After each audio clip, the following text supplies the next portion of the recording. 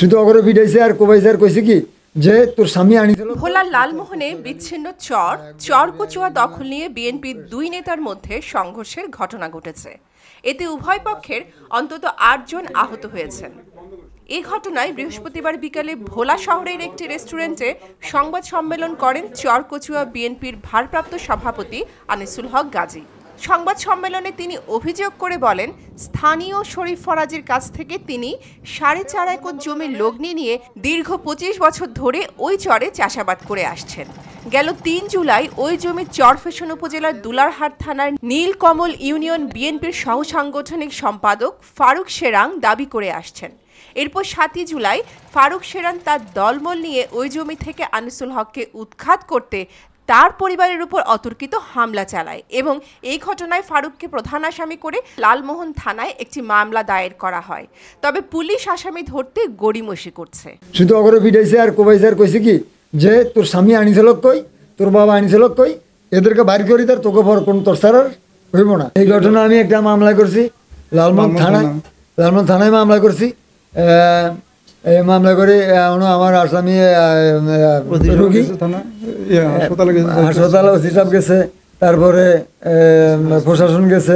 আনিসুল হকের সংবাদ সম্মেলনে ঠিক একদিন পর পাল্টা সংবাদ সম্মেলন করেছে নীলকমল ইউনিয়নের বিএনপির সহ সাংগঠনিক সম্পাদক ফারুক সেরান।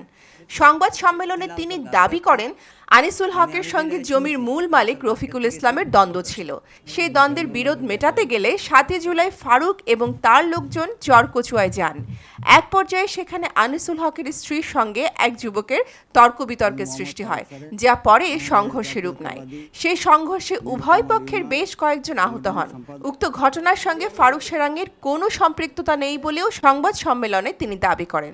লালমোহনের ভূমি মালিক, দুইজন ভূমি মালিক, একটি জমি নিয়ে বিরোধ। এরা আমার ফয়সালার স্বার্থে আমার কাছে আসলে আমি ফয়সালার স্বার্থে কিছু লোকজন নিয়ে চরকচুয়ায় যাই।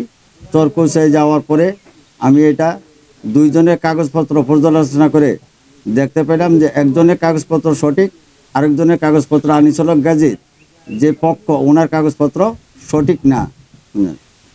সেখানে আমি যখন ফয়সালা দেই, ফয়সালার পরেই আনিসুল হক গাজীর পক্ষ এবং আনিসুল হক গাজী সহ ওনার সহপরিবারে দ্বিতীয় পক্ষের উপরে একটা সহপরিবারের দ্বিতীয় পক্ষের উপরে মারধর হামলা করে। তার দাবি, রাজনৈতিকভাবে তাকে হেয় প্রতিপন্ন করার উদ্দেশ্যেই এই ঘটনায় তাকে জড়িত করা হয়েছে। এছাড়াও তার অভিযোগ, আনিসুল হক একাধিক বিয়ে করে তার স্ত্রীদের ঢাল হিসাবে ব্যবহার করে সাধারণ মানুষের নামে মিথ্যা মামলা দিয়ে দীর্ঘদিন যাবৎ হয়রানি করে আসছেন। ওনার বাসায় এবং আমার নামে যে অভিযোগগুলি করা হয়েছে, আমি ওনার বাসার কাছেও যাই না। আমি ওনার কোনো টাকা পয়সা এবং ওনার যে 7 বছরের মেয়ের যে ব্যাপারে আমার কাছে সাংবাদিক ভাইদের কাছে যে অভিযোগটা তুলে ধরছে, সেই অভিযোগটা সম্পূর্ণ বানোয়াট, মিথ্যা। আমি কোনো রকমই ওনার মেয়ে ছেলে কারোর কাছে আমি যাইনি। এটা আমারে সামাজিকভাবে, রাজনৈতিকভাবে হেয় প্রতিপন্ন করার জন্যে উনি মিথ্যাচার একটা সাংবাদিক সম্মেলন করেছে। আমি এটা ঊর্ধ্বতন কর্তৃপক্ষের কাছে এবং মেজর হাফিজ ভাইয়ের কাছে আমি এটা শুভেচ্ছা চাই। তবে নাম প্রকাশ না করার শর্তে চরকচুয়ার বেশ কয়েকজন বাসিন্দা চ্যানেল ভোলাকে জানিয়েছেন, মূলত ওই চর আনিসুল হক গাজী এবং ফারুক সেরাং একাই ভোগ দাখল করতে চায়, যার কারণে বিএনপির দুই নেতার মধ্যে দীর্ঘদিন যাবৎ দ্বন্দ্ব চলে আসছে। তারা দাবি করেছেন, বিএনপির এই দুই নেতার কাছে ওই চরের বাসিন্দারা সবসময় জিম্মি হয়ে থাকেন। সাইমা তানহা, চ্যানেল ভোলা।